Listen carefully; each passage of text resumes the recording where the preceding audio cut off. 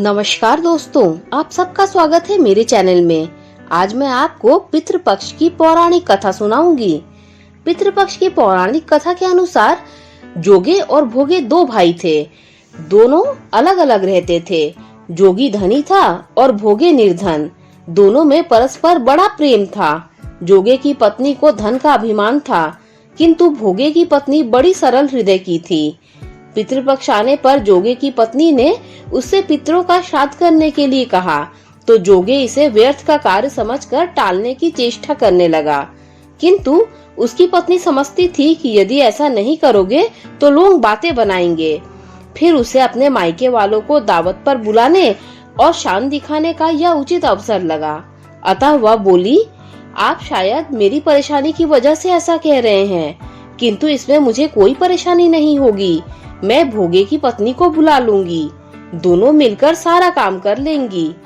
फिर उसने जोगे को अपने पीहर न्योता देने के लिए भेज दिया।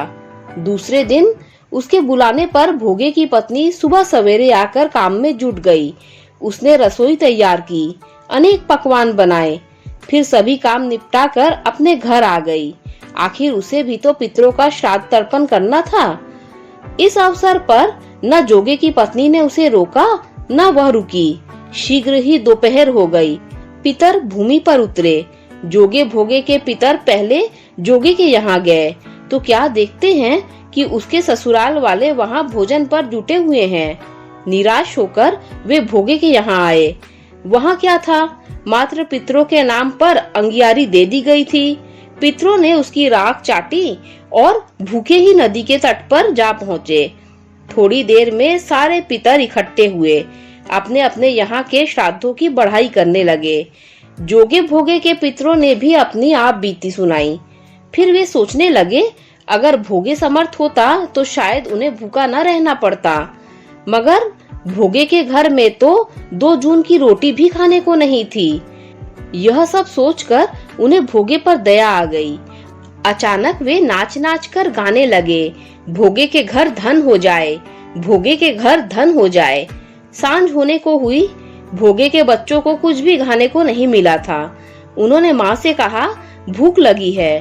तब उन्हें टालने की गरज से भोगे की पत्नी ने कहा, जाओ, आंगन में हौदी औंधी रखी है, उसे जाकर खोल लो, जो कुछ मिले बांट कर खा लेना। बच्चे वहाँ पहुँचे तो क्या देखते हैं कि हौदी मोहरों से भरी पड़ी है। वे दौड़े दौड़े माँ के पास पहुँचे, उसे सारी बात बताई। आंगन में आकर भोगे की पत्नी ने यह सब कुछ देखा तो वह भी हैरान रह गई। इस प्रकार भोगे भी धनी हो गया, मगर धन पाकर वह घमंडी नहीं हुआ।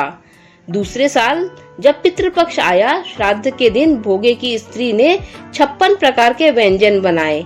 ब्राह्मणों को बुलाकर श्राद्ध किया, भोजन कराया, दक्षिणा दी। जेठ जेठानी को सोने चांदी के बर्तनों में भोजन कराया। इससे पितर बड़े प्रसन्न और तृप्त हुए। तो ये थी पितृपक्ष की कथा।